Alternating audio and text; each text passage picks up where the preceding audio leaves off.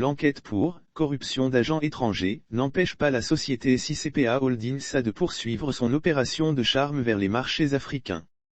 Cette société dirigée par Philippe Hamon a reçu durant une semaine, à la mi-septembre, une forte délégation ivoirienne à Casablanca, siège de sa filiale pour l'Afrique, afin de lui faire part de son expertise. Le samedi 18 septembre 2021, un confrère d'un site panafricain a titré « Sous le coup d'une enquête pour corruption, CCPA démarche la Côte d'Ivoire ».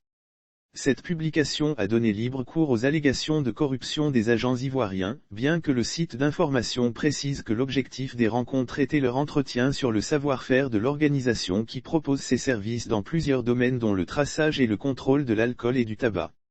Les premières phrases du premier intertitre, Enquête pour corruption, du même article, la visite de la délégation ivoirienne intervient au moment où l'étau judiciaire se resserre sur CCPA. Depuis 2015, l'entreprise est sous le coup d'une enquête diligentée par le ministère public de la Confédération helvétique en réponse à des demandes d'entraide des États-Unis et du Luxembourg. Il faut par ailleurs s'interroger sur l'intérêt des agents de l'État ivoirien à nouer une relation avec une société soupçonnée de corruption en vue de l'octroi des marchés publics dans un contexte de gouvernance anti-corruption en Côte d'Ivoire.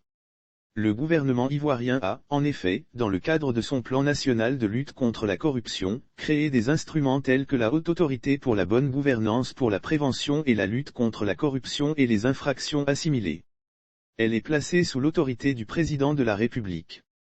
CCPA, comme nous apprend encore le site d'information, s'appuie sur le lobbying de personnalités comme Dominique Strauss-Kahn qui lui a ouvert les portes du Togo ou encore l'influence de Gilles Huberson, ancien ambassadeur de France à Abidjan rappelé pour une affaire de Mures au Mali. Il n'en demeure pas moins que les agents de l'État de Côte d'Ivoire n'ont qu'intérêt à faire preuve de vigilance et à ne pas être mêlés à une histoire nébuleuse afin d'éviter de se retrouver face à la justice. Qui travaille à la bonne gouvernance.